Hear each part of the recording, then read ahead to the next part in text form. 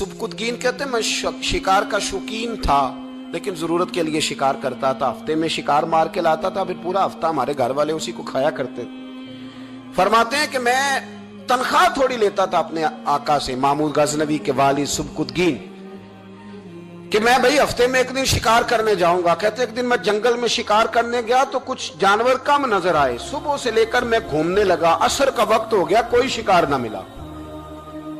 अब मेरे दिल के अंदर यह डर था कि अगर मगरिब मुझे यहीं हो गई तो मुझे कोई दरिंदा, कोई जानवर परेशान करेगा।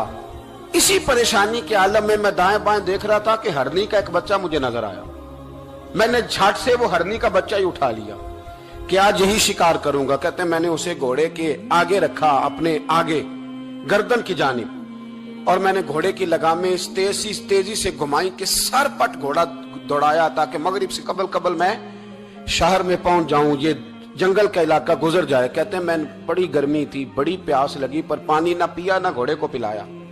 सर पट दौड़ाया इस डर से कि कहीं ऐसा ना हो कि मैं जंगल में मुझे शाम हो जाए। कहते हैं जब मैं शहर से बाहर पहुंच गया तो मगरिब का वक्त भी शुरू हो गया। कहते हैं अभी मैं पहुंचा ही था, मैंने वहां घोड़े को रोका, खुद भी पानी पिया, जानवर को भी पिलाया।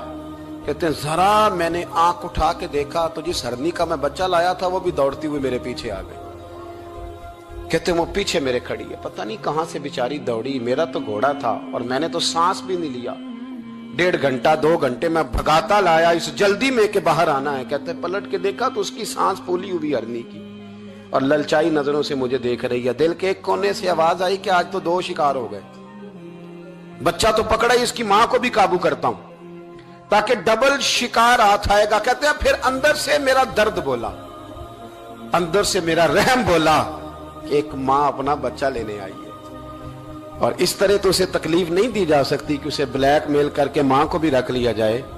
कहते हैं जब मैंने उस हरनी की तरफ देखा तो उसकी नजरों में सवाल था, उसकी नजरों के अंदर सवाल था, कुछ मांग रही थी।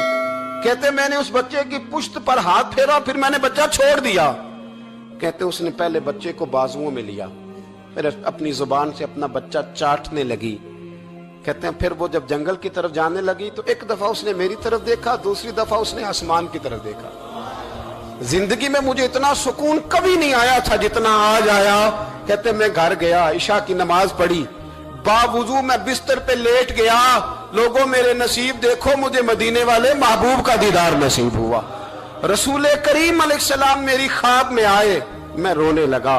घर महक उठा, फूल खिलने लगे, खुशबुएं बिखरने लगी। कहते हैं महबूब करीम तशरीफ लाए और क्या खूबसूरत जुमला है। महबूब फरमाने लगे ओ सुबकुतगीन, अगर तुझे बादशाह बना दिया जाए तो इंसानों के साथ भी इसी तरह रहम करेगा ना जिस तरह आज हरनी के साथ किया है।